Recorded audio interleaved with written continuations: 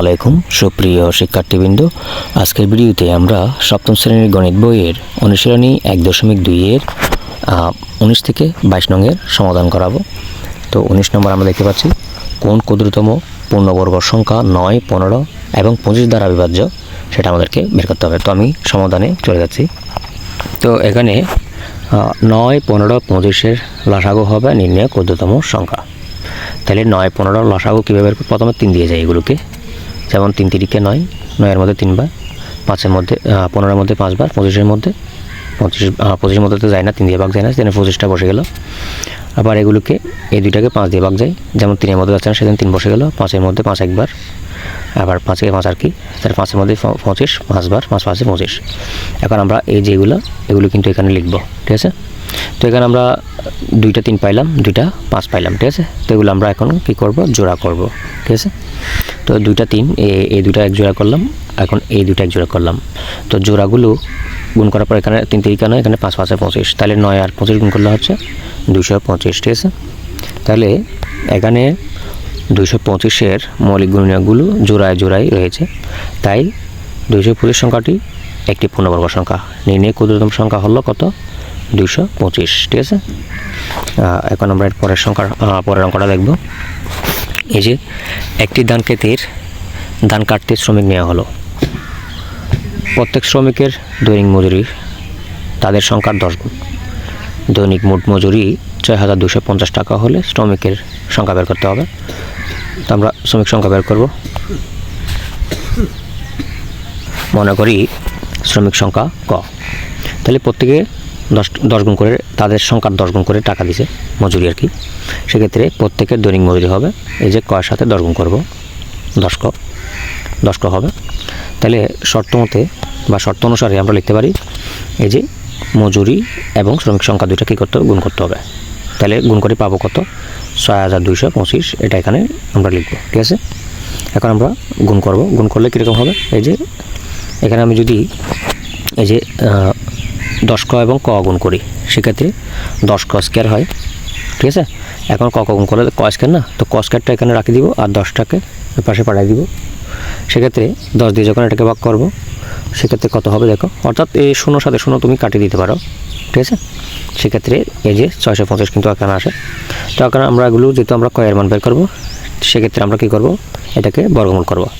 তো ককে বর্গমূল করলে তো এটা ক একটাই হয়ে যায়, ঠিক আছে? অর্থাৎ সিঙ্গেল হয়ে যায় আর কি।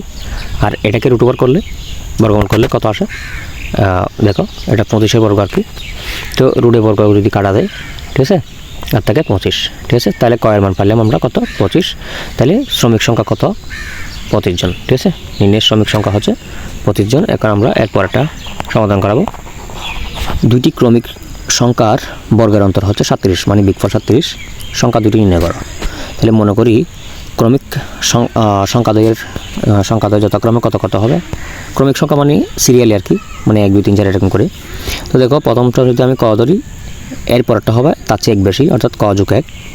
তাহলে আমরা এগুলো বর্গ করবো। এখন বর্গ করলে এটা ক স্কয়ার হবে, এটার উপর পুরোটার উপর ক যোগ 1-এর উপরও স্কয়ার দিতে হবে আমাদেরকে। তাহলে আমরা লিখতে পারি কি, এখানে আমরা লিখতে পারতেছি দেখো, এখানে প্রথমে আমি এগুলোকে বর্গ করছি না, তো বর্গের যেহেতু অন্তর বলছে, অন্তর হচ্ছে কত? অন্তর মানে বিগফল হচ্ছে 37। তাহলে এটার বর্গ থেকে আমরা এটার বর্গ কী করবো? বিগ করবো, অর্থাৎ বড় থেকে ছোটোটা বিগ করব। তাহলে এটার বর্গ, ঠিক আছে, ক যোগ 1 স্কয়ার, আর এটা হচ্ছে ক স্কয়ার। তো এটা বিগ করার পর বিগফল পেলাম কত? 37।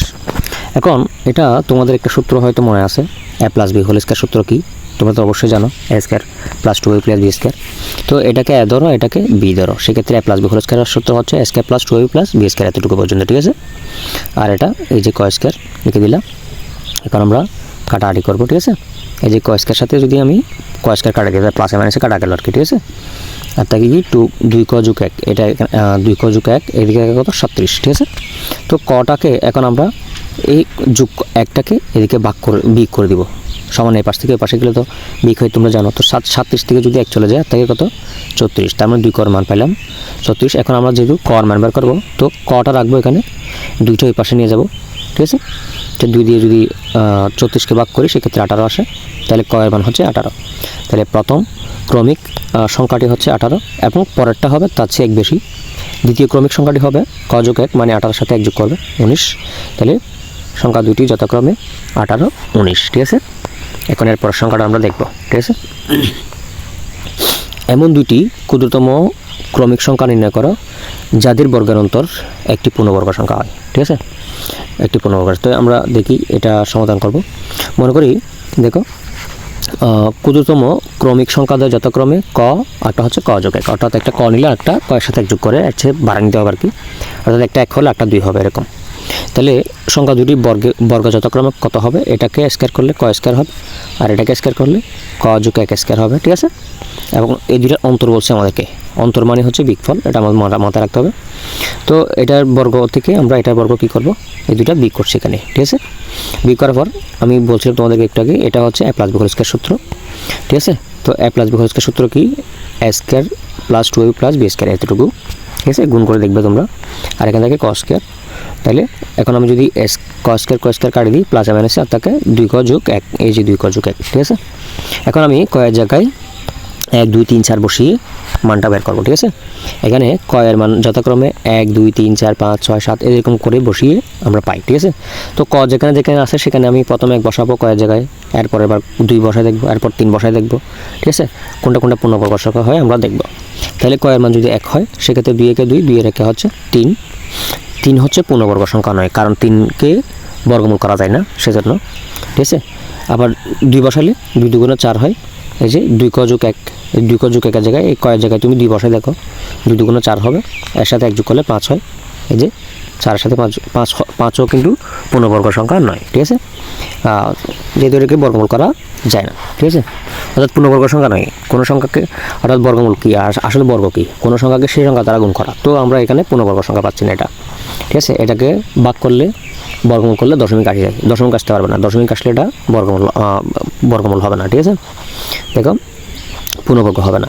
তো কয়ের মান যদি 3 বসায়, আমি এই যে কয়ের জায়গায় যদি 3 বসায় দেখি সেক্ষেত্রে কত হবে? এই যে আমি যদি কয়ের জায়গায় 3 বসাই, 3 2 6, 6 এর একে কত হবে? 7।